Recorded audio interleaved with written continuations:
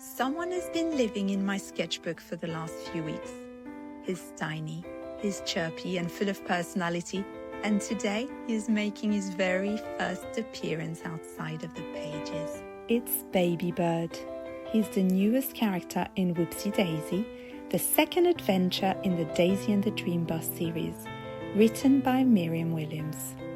In this story, Daisy meets him after he tumbles from his nest from the tall tree above her flower home. I hope you enjoyed meeting Baby Bird, and as we begin this brand new book project, I'll be sharing more about him with you in the next few weeks. It's just the start of his little journey on the pages.